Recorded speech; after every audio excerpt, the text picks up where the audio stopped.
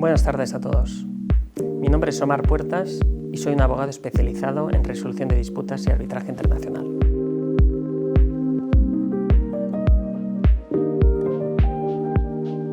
He tenido el privilegio de trabajar y vivir en diferentes partes del mundo, incluidos España, Estados Unidos de América y China, donde he pasado 13 años de mi vida profesional. Hoy quiero compartir con vosotros algunas reflexiones sobre la importancia de comprender las diferencias culturales en el mundo del arbitraje, de ser curioso, de querer entender otras culturas y de trabajar con esas culturas para ser un mejor abogado.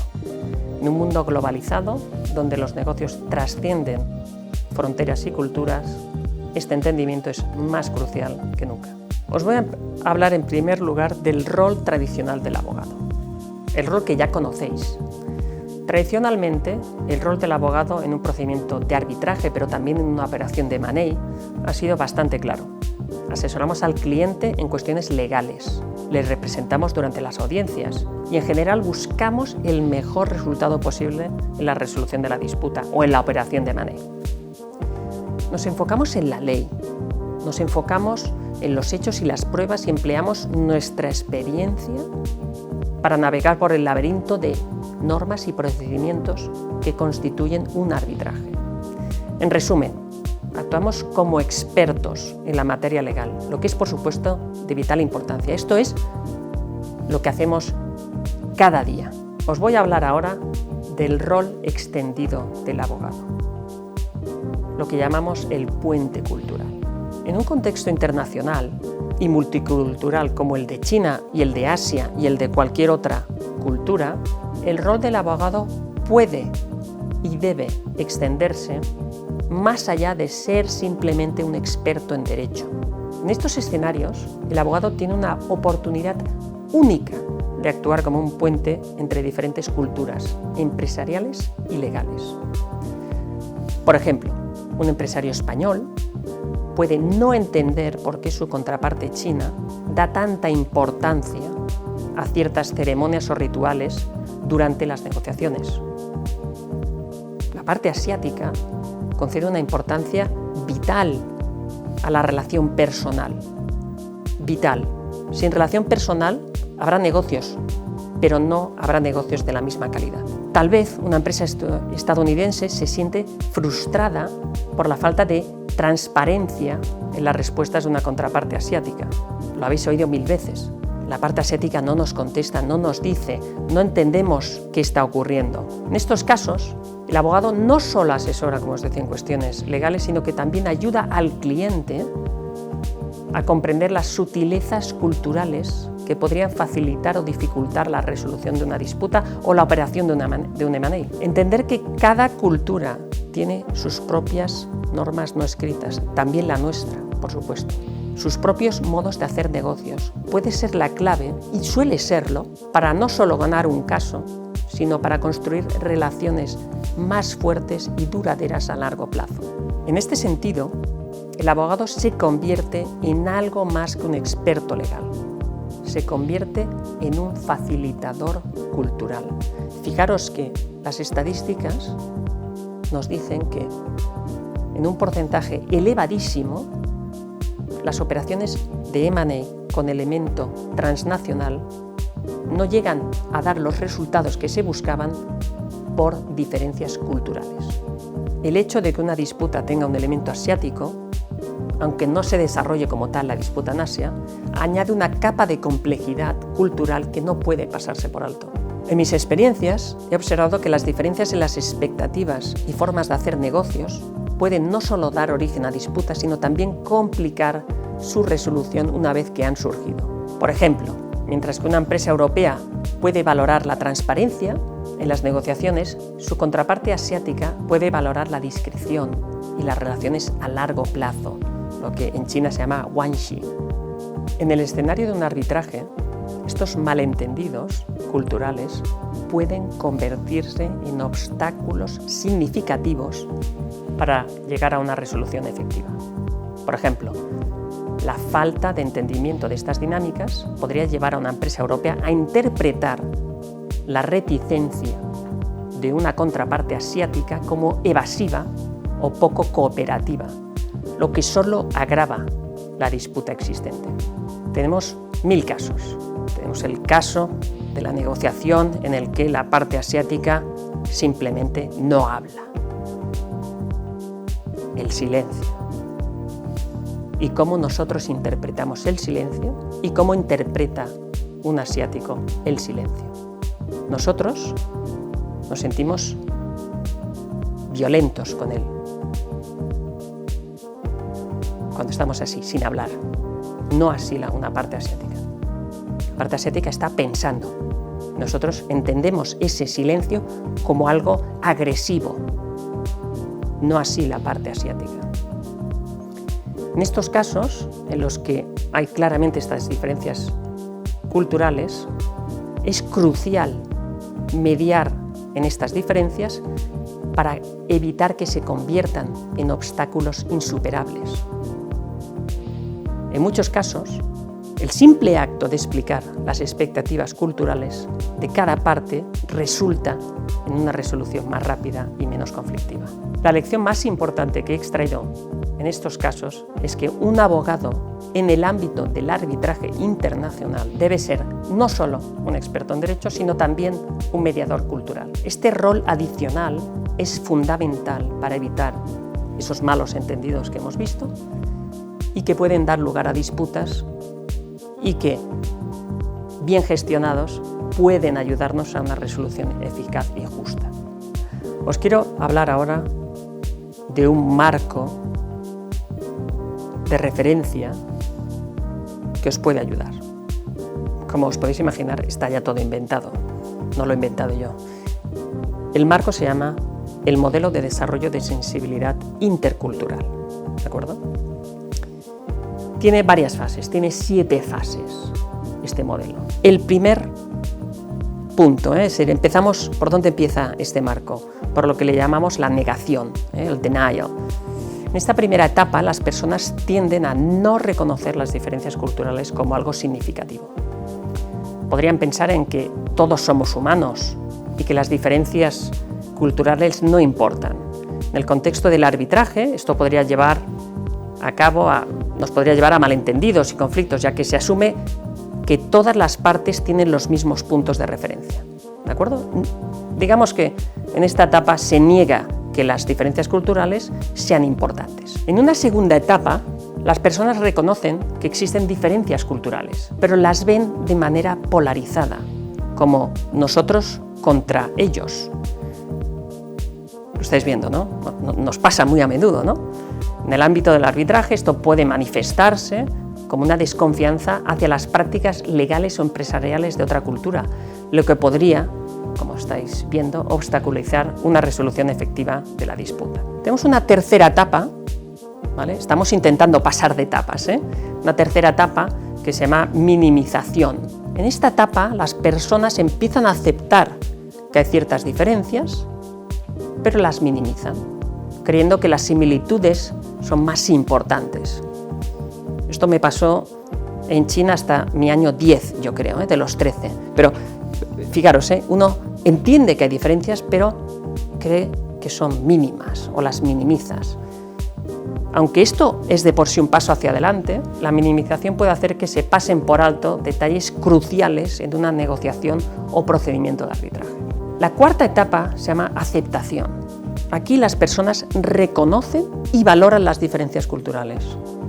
En términos de arbitraje, esto significa tener una comprensión profunda de cómo las diferencias culturales pueden afectar tanto al proceso como el resultado y adaptar las estrategias en consecuencia. Aquí sabemos que hay diferencias culturales, queremos trabajar en ellas. La quinta etapa se llama adaptación. En la etapa de adaptación, las personas aprendemos a actuar de manera efectiva en una cultura diferente a la nuestra.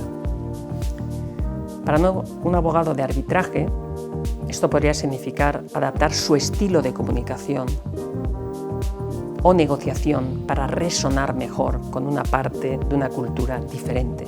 Es decir, tienes que tener la capacidad cultural y la curiosidad por entender a tu cliente, si es una parte asiática, entender qué les preocupa, cómo tienen que reportar, qué incentivos tienen y comunicarte en ese sentido para llegar a tu cliente de verdad y hablarle en sus términos y en su cultura. Y por último, tenemos la etapa 6, que llamamos integración. En esa etapa, las personas pueden cambiar con fluidez entre diferentes marcos culturales. En el contexto de un arbitraje, esto puede significar tener la habilidad de mediar entre partes de diferentes culturas, entendiendo y respetando sus diferentes perspectivas y enfoques. Y esto es extremadamente difícil. Extremadamente difícil porque significa que vas a tener que explicar a tu cliente qué ocurre con la contraparte y muchas veces le vas a tener que explicar que deberemos hacer cosas distintas a las que haríamos en nuestra propia cultura con el fin de obtener un resultado positivo. Y eso significa también que uno como abogado tiene que aprender a explicarlo y también a explicar que eso no es un signo de debilidad, que eso no se lee así en la contraparte, sino que es un signo de adaptación y de mejor gestión de la disputa. Esta es muchas veces la principal dificultad. No la contraparte, sino tu propio cliente, y que tu propio cliente, que no ha pasado por ese marco cultural que hemos visto, entienda que esas diferencias son relevantes y que lo que tú le estás proponiendo es relevante y ayuda a una mejor gestión. Y por último, tenemos el séptimo escalón. Generalmente entendemos que este escalón es opcional, ¿de acuerdo? Se llama marginalidad cultural. Algunos modelos, como os digo, incluyen esta última etapa de forma opcional porque las personas en esta etapa se sienten cómodas en múltiples culturas, pero pueden sentir que no pertenecen completamente a ninguna. Esto puede ser bueno y generalmente es malo, ¿de acuerdo? Porque incluso cuando entiendes otras culturas y eres capaz de adaptarte y explicarte y explicar a tu cliente, en definitiva, siempre pertenecemos de alguna manera a una propia cultura, y eso es muy importante, tanto para explicárselo a tu cliente cuando tu cliente es de tu propia cultura, como a otro cliente que está inmerso en otra cultura. Vamos concluyendo. Os voy a dar ahora unos consejos que considero humildemente importantes para ser culturalmente competente en el marco de las disputas internacionales. En primer lugar, educación continua. La primera regla de la competencia intercultural es nunca dejar de aprender.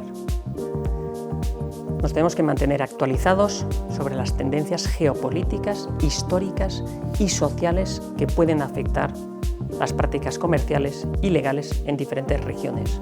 Cuando tratamos con una parte asiática, debemos entender no solo su cultura, sino también su economía y qué ocurre en su día a día, incluso en su negocio.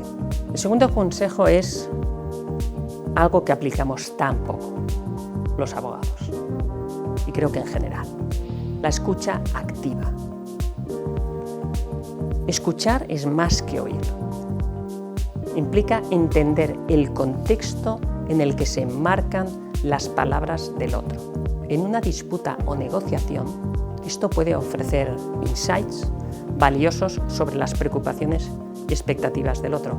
Yo os doy un ejemplo, yo siempre lo digo. El asiático, cuando estamos negociando, nos dice todo lo que le preocupa. Todo. Y nosotros no escuchamos. Quedaos con esto, nosotros no escuchamos. Pero el chino te lo ha dicho todo en la primera conversación. Escuchemos más. La tercera regla, o el tercer consejo, si queréis, ¿no? Desarrollar la empatía. a pesar de que ChatGPT es más empático que nosotros, esto está demostrado al parecer, nos tenemos que poner en el lugar de la otra parte, porque eso nos proporciona una perspectiva valiosa, lo que es esencial y crucial en un procedimiento de resolución de disputas, especialmente en un contexto multicultural. Cuando estamos negociando una transacción, un acuerdo transaccional, mejor dicho, es esencial entender qué les preocupa a las partes a nivel de negocio y poder proponer soluciones que sí son valiosas para las partes. ¿Y eso cómo lo hemos hecho? Escuchando y prestando atención y siendo culturalmente competentes. El cuarto consejo es una comunicación clara, aunque parece obvio, ¿verdad? Todos creemos que somos muy claros. Pues no lo somos. Una comunicación clara y precisa es especialmente importante cuando se trata con culturas que tienen estilos de comunicación diferentes al propio. Evitemos jergas, expresiones idiomáticas que pueden no traducirse bien culturalmente. Evitemos todo eso, seamos muy simples en el uso del inglés o del castellano, lo que queráis. Seamos flexibles. Trabajamos en marcos legales que generalmente son poco flexibles, ¿verdad? Trabajamos en disputas que tensionan a las partes. Y yo os digo que seamos flexibles. La rigidez en las tácticas de negociación o en la interpretación de los acuerdos es un obstáculo en un ambiente multicultural. ¿Por qué las partes llegaron a ese acuerdo? ¿Qué pretendían con ese acuerdo? Y cómo están afrontando la disputa es esencial. Y si no lo entendemos, y si no entendemos que las partes buscan flexibilidad, no estamos entendiendo la disputa. Nueva sugerencia, la sexta. No quedan muchas. La sexta, construir relaciones. En muchas culturas, las relaciones personales, lo hemos visto antes, son tan importantes como las transacciones comerciales. Invertid tiempo en construir relaciones que puedan marcar una diferencia significativa en el resultado de vuestro trabajo. Y por último, la séptima sugerencia que tengo para vosotros es la autorreflexión. Lo más difícil de todo. Tomemos tiempo para evaluar nuestro propio comportamiento y aptitudes. La autoconciencia es un primer paso crucial para entender cómo nuestras propias normas y valores culturales pueden afectar nuestra práctica profesional. Espero que os haya servido y muchas gracias a todos.